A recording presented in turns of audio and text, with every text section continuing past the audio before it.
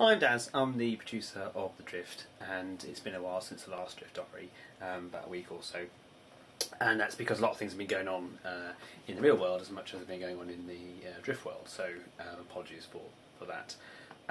But things are moving forward very nicely at the moment on the visual effects side. Having said that, sometimes it feels they're still not moving quickly enough, but then you sort of take stock and look at exactly how many effects are being achieved.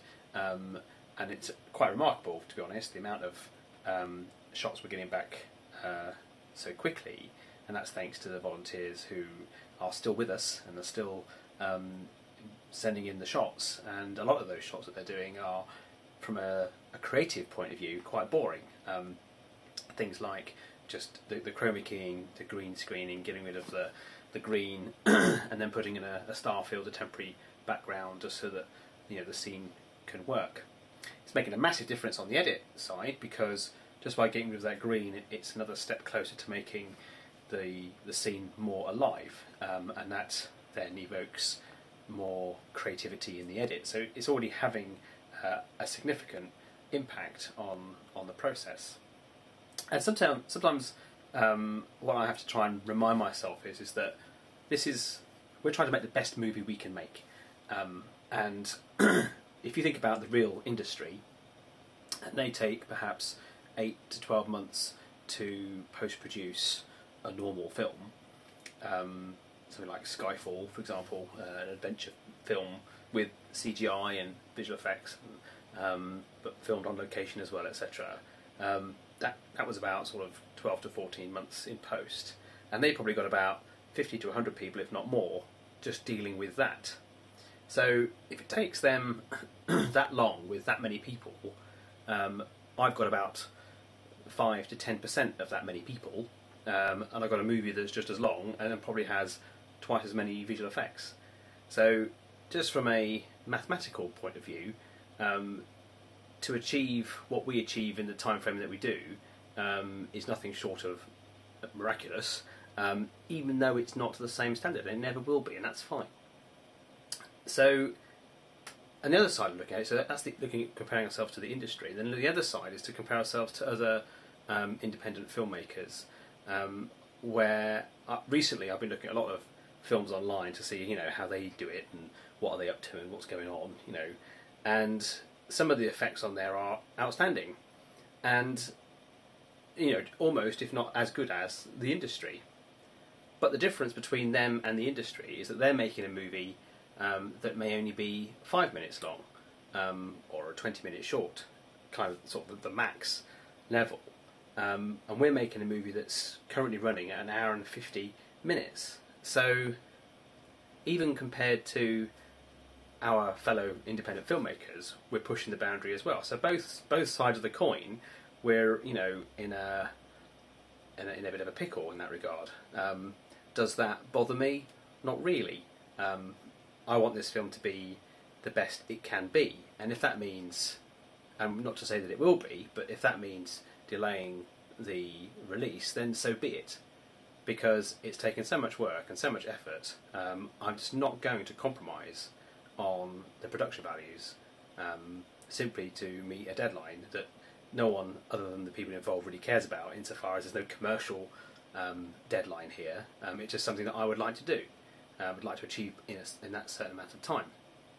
So, yeah, it's an interesting one. Having said that, it's funny that I have these sort of feelings and doubts, not say doubts, but these considerations at this stage, when actually in the last 4 weeks we've achieved more effects than we achieved in the entire production so far. So, and that started in August 2011, so 4 weeks out of probably about 75 weeks or whatever. That's not bad going.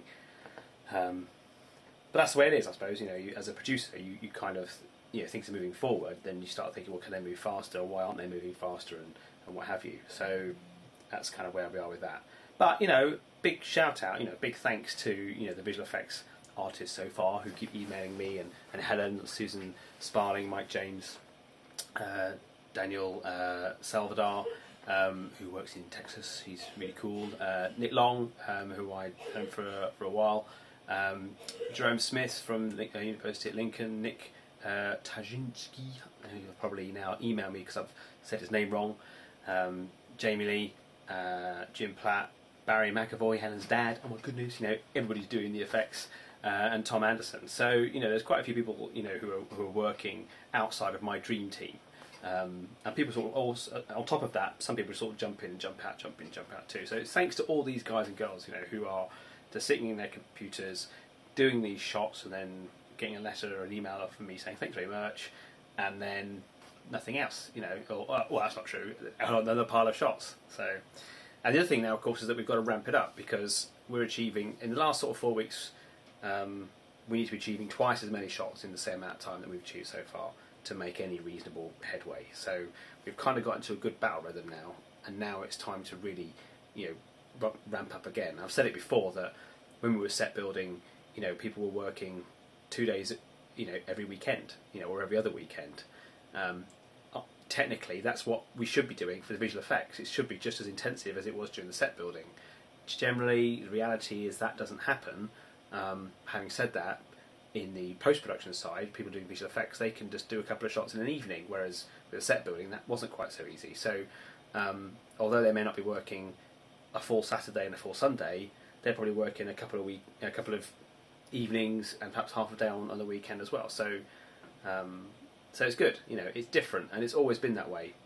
This ring fencing model, this sort of 3-day model where we give the effect out on day 1 and it's returned to us on day 4, is working very, very well, and I'm looking to expand that model now across other areas within the production. So that was a definite good move on our part.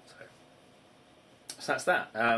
Working a little bit more on score now, getting in touch again with some of my score artists, taking that forward with some themes now. We did the trailer, so that's kind of moved things along there nicely, and a couple of guys have expressed an interest in the sound effects and the dubbing, the dialogue, the Foley. So now that the visual effects is kind of sort of moving forward nicely, I can sort of put that to one side and let Helen and Dom and the gang crack on with that, and now address those issues, which are now becoming a weaker area than the visual effects, which is good, because I can handle those bits here while Helen and Dom do their bits there. So yeah, it's moving forward. Got to be pleased, and this week particularly I've been looking at a lot more of the shots more critically, some more of the edits more critically, and I haven't seen them for a while, about 4 or 5 weeks. I haven't really watched the movie, so now seeing it again, it's very refreshing and good to see, and I can see immediately where some cuts can be made and how it can be made sharper and better. And this is before we've done all the grading, all the visual effects. So I really do think it's going to be an excellent film, and for what we've done for 5,000 quid and a bunch of volunteers, I think we've done a really good job, and I won't compromise on that in terms of a release date. Having said that, we are working really hard to make sure it's ready for the end of this year. We'll have to wait and see.